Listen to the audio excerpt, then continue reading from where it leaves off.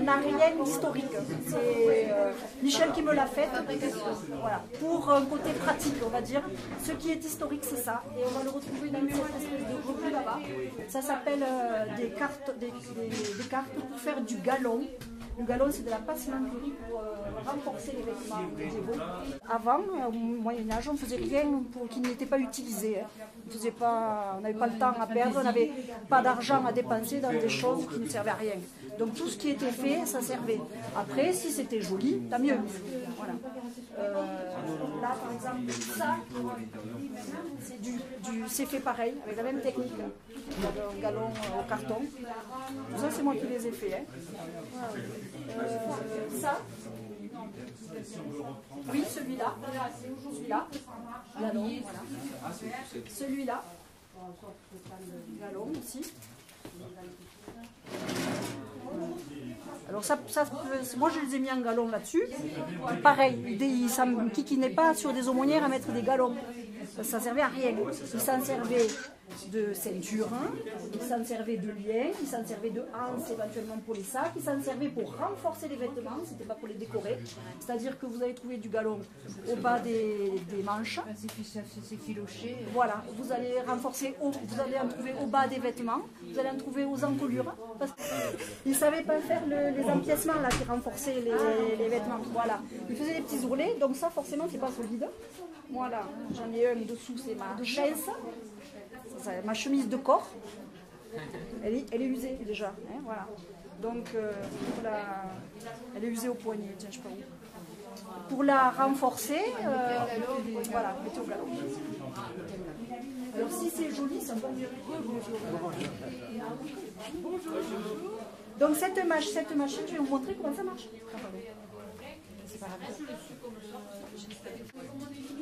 Alors là, j'ai fait un petit échantillon très simple, parce que quand je parle... Voilà l'arbre ici, nous avons l'arbre. J'ai fait un petit échantillon très simple, parce que quand je parle, je m'embrouille. Celui-là, je ne vous le montrerai pas parce qu'il est compliqué.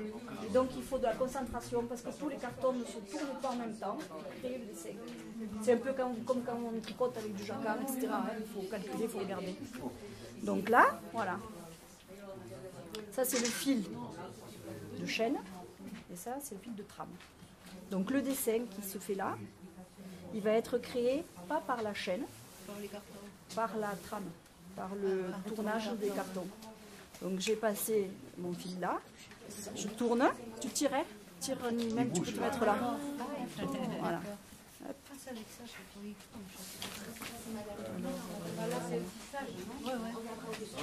Je ne sais pas comment il est sorti, il me faudrait les lunettes.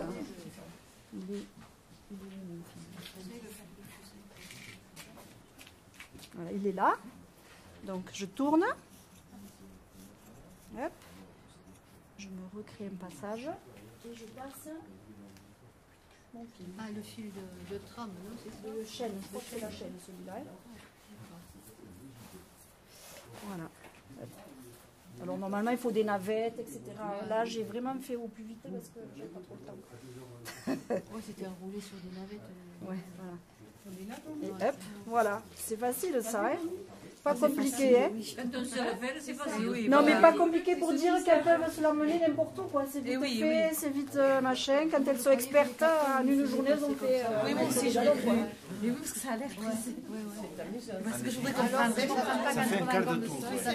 Alors, un quart de tour, après, les tours que vous faites, ça va créer votre dessin. Moi, j'ai décidé d'en faire 2 dans un sens et 2 dans l'autre. Pour créer comme une vague. Mais vous pouvez en faire 4. En fait, je vais vous expliquer comment on les monte, les cartons. Ah, c'est plutôt le montage du carton qui fait oui, qui fait les montages des cartons, qui fait le dessin. Ouais.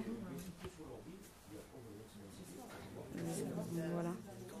On peut aussi tisser sans calculer, hein, et on n'aura pas de dessin. On aura ça. Et oui. Celui qui commence par là.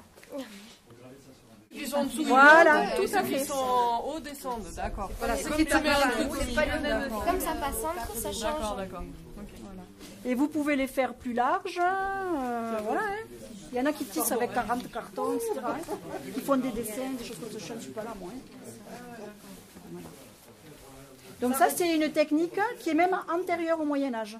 Par contre, au Moyen-Âge, on le retrouve, c'est énormément utilisé, et on le retrouve sur les enluminures comme trace archéologique. On sait que ça existait et qu'ils faisaient ça, parce qu'on en trouve, je vous montrerai tout à l'heure.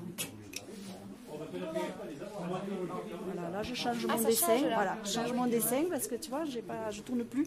Donc là, ces fils de trame qui changent en fonction de mes tours, là, crée le dessin. Là, voilà, celui-là, ça va être, c'est pour la robe de Pauline. Là. Et est-ce qu'on faisait des bracelets? Non, je te dis rien de fantaisie. Ça n'existe pas la fantaisie. C'est très sobre le Moyen-Âge. Hein. Tu dois tout cacher, la femme est couverte jusqu'aux pieds, elle est voilée, etc. Et alors les seules fantaisies qu'elles se permettent, c'est un peu de décoration sur leurs vêtements, à condition que ce soit utile. Au Moyen-Âge, ça existe. On a trouvé des pièces aussi archéologiques qui prouvent que la poupée existait. Ça s'appelle des poupas. Moi, je les ai refaites comme je pense qu'elles étaient faites, mais il n'y a rien, c'est quelque chose d'éphémère. Donc, rien ne prouve que c'était comme ça qu'elles étaient. Je pense que comme partout et comme à toutes les générations, les enfants ils se sont fabriqués des poupées ou en bois ou en paille, et à partir du moment où elles sont un peu plus élaborées, c'est pas destiné aux mêmes personnes, c'est peut-être destiné aux familles un peu plus aisées, voilà, à la noblesse, etc. Les petits, de toute façon, les enfants dans les maisons, ils jouaient avec tout. Avec la vaisselle en bois, avec les cuillères, avec... comme toujours. Voilà. Comme ça continue, c'est vrai. Au Moyen-Âge, où il y avait des photos de pièces archéologiques trouvées sur des dinettes, du mobilier, pas de la poupée parce que c'est trop éphémère. Par contre, des ossatures de poupées, et là, on le retrouve dans celui-là. C'est-à-dire que celui-là, cette poupée-là, alors comment je l'ai fait moi mes poupées? Avec un vieux drap en coton qui n'a rien de médiéval, le coton, puisque ça n'existait pas.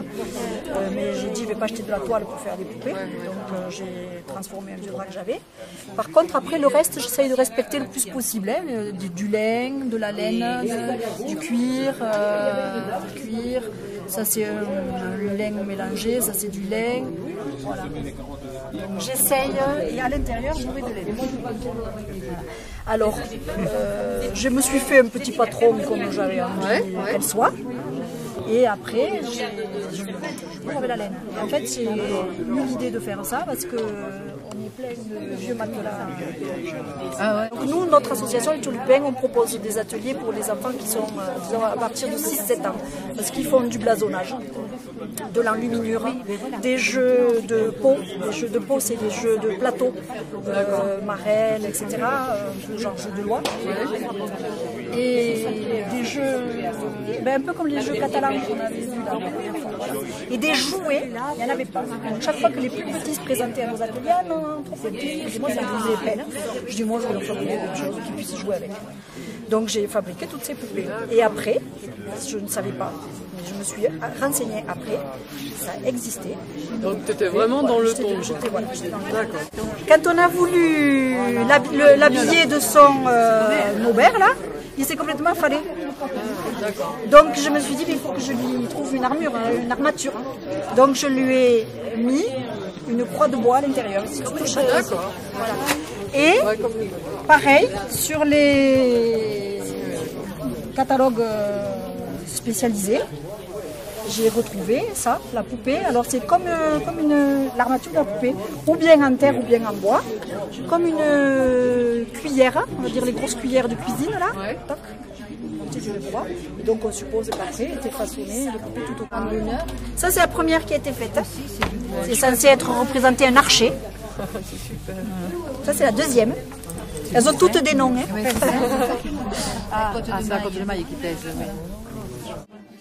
Alors les boutons, voilà ce qui existe. La fibule pour fermer les vêtements. Ça là, cette boucle là. Et sur ma robe là-bas, c'est un fermail, c'est-à-dire que c'est une fibule fermée. Après, les nœuds, hein, voilà. Qu'est-ce que... Oui, ça, c'est le pèlerin là-bas. Alors, celui-là, c'est un pèlerin, oui. Il revient de Saint-Jacques, Voilà. celui-là. Celui-là, vous avez déjà eu l'explication. Il revient de Saint-Jacques, celui-là. La pèlerine, Alors, la culotte, c'est les braies. la coquille. La culotte, ça s'appelle des braies. Et sinon, si vous regardez, ils ont tous les couches réglementaires. Hein. La chaise, c'est la chemise de corps. Le gabison. Et la côte. Là, il a des chausses gambisonnées. Mais pareil, hein, évoquées. Hein. Sinon, c'est comme ça. Hein.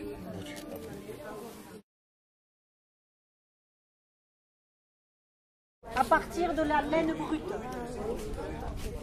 Ça a été retiré du dos du mouton avec les forces.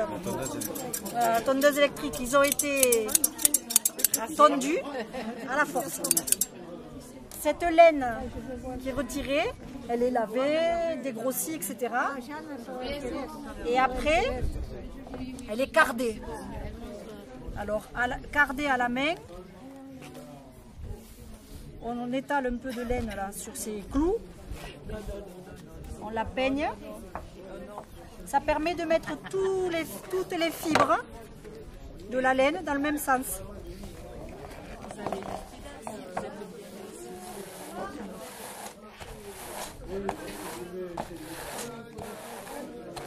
Alors ça, c'est une cardeuse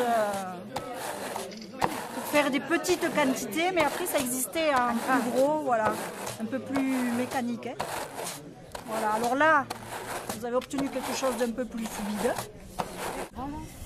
Alors là, donc toutes les fibres sont dans le même sens. On enlève les clous. Après on file. Ouais. Alors là, j'ai pas encore toute la dextérité nécessaire pour faire du super fil, mais la technique, c'est ça. Donc de ces petites plaques, voilà, on les enroule comme ça, on fait un petit fuseau, une petite bobine là, une petite pelote.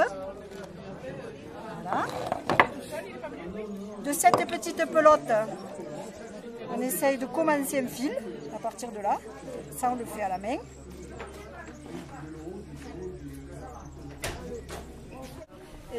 Au village, c'était Heureusement que vous êtes là. la spécialité des femmes. La sfilador, c'était les femmes qui faisaient ce travail-là au village. Voilà, donc là, C'était le travail de la femme, par excellence. parce que c'est facile. Voilà, alors après, hop, on amorce le fuseau là. Et voilà. Et on fait glisser, on essaye de faire le fil à partir de cette Il doit occuper toujours quoi.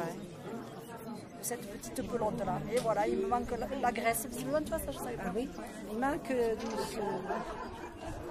Et la graisse qui était la plus facile pour eux, c'était le sucre, évidemment.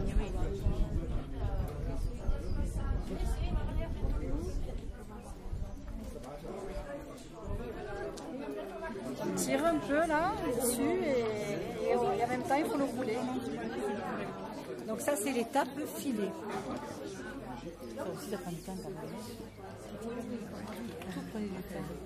Mais ça avait du temps. Elle filait beaucoup quand elle Et au mouton, regardez les brebis. Voilà. Elle filait ou elle crochetait quand elles allaient garder les Ou elle faisait des galons.